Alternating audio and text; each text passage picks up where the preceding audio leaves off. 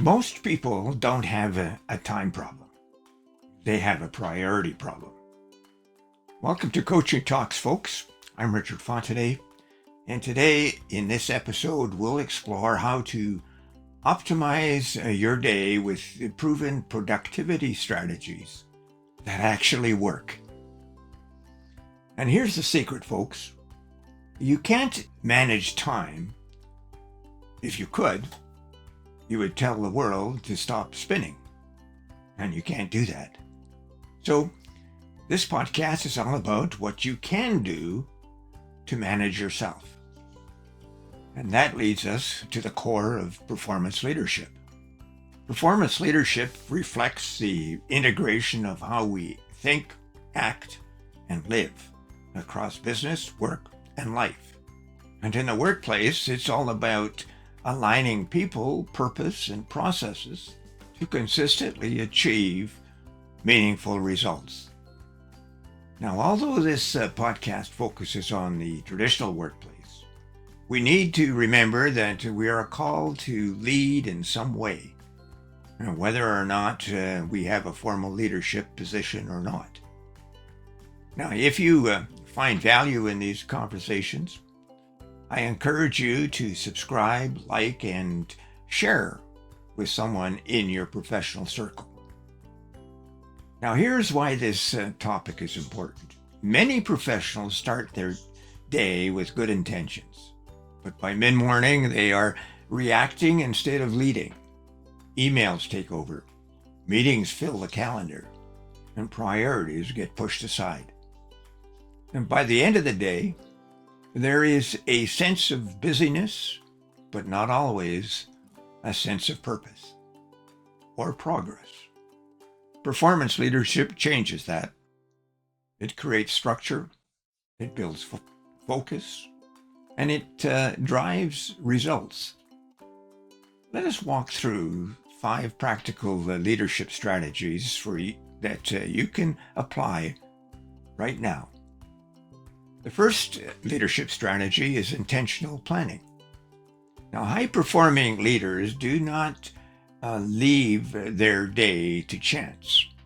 They start with clarity, and this means identifying the top 2 or 3 priorities that truly matter. On 10 tasks, not an overwhelming list, just a focused set of outcomes. One leader I worked with began each day by writing down 3 priorities. At first, it felt too simple, but within weeks, her effectiveness increased dramatically. She was no longer scattered, she was focused, and that is the result of intentional planning. The second leadership strategy is time blocking. Now, this is where you assign specific blocks of time to specific types of work. It's for deep work. It's for meetings and administrative tasks. Instead of reacting to your calendar, you actually design it. For example, one manager I know blocked the first 90 minutes of each day for focused work. Now, you can close your door if you have one. I put a sign on the door knob, like the one that you receive from a hotel room. Please do not disturb. And during that time, I don't have any meetings. I keep my interruptions to essentials. And for example, if there's a fire in the building, I want to know about it. The result is consistent progress on key projects. Time blocking creates structure, and structure creates freedom. Freedom from activities that you create, and freedom from what others create. Now, the second strategy is managing energy and not just time. Now, not all the hours are equal. Some parts of the day bring higher focus and creativity. Others are better suited for routine tasks. Productive leaders recognize this. They align their most important work with their peak energy periods. One executive realized her best thinking happened early in the morning. So she shifted strategic work to that window. Meetings were moved later in the day, and her productivity improved without adding more hours. Now, the fourth strategy is minimizing distractions. Now, distractions are one of the biggest barriers to productivity in the workplace. Notifications from others, from your computer, notifications from your emails, unplanned interruptions from others, and constantly switching your work from one thing to another thing. Each of these breaks your focus. So think about it. It could be up to 10 minutes per interruption. It may go something like this. I'm focused on what I'm doing. I need to disengage from that work because of a disruption. I need to deal with the disruption and get back to what I was doing. And that is, if I could remember what that was. Now, here's a simple approach to deal with interruptions. Create boundaries. Turn off all non-essential notifications on your computer. Communicate to your team your focused work periods. Clear your desk of non-essential items so that you can focus on your work. And one team I know introduced focused hours each morning. And during that time, interruptions were limited to just the essentials. And the result was higher quality work and less stress. Now, the fifth strategy is reflection and adjustment.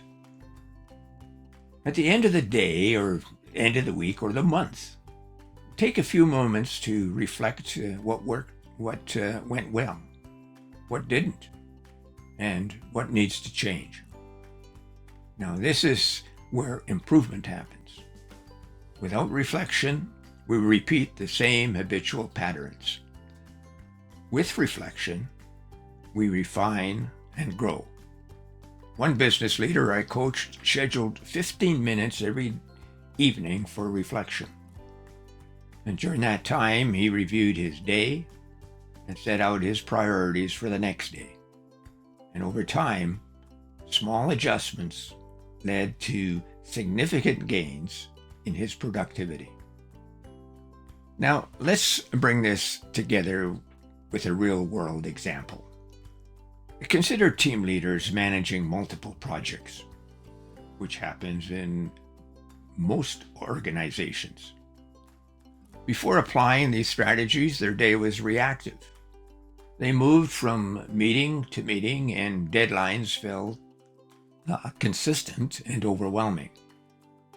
And after implementing intentional planning and time blocking, their schedules changed. Mornings were reserved for deep work, and afternoons were structured for meetings and collaboration. Energy management ensured that important decisions were made during peak focus periods. Distractions were reduced through clear team agreements, and weekly reflections that drove continuous improvement. And within months, the team noticed a huge difference.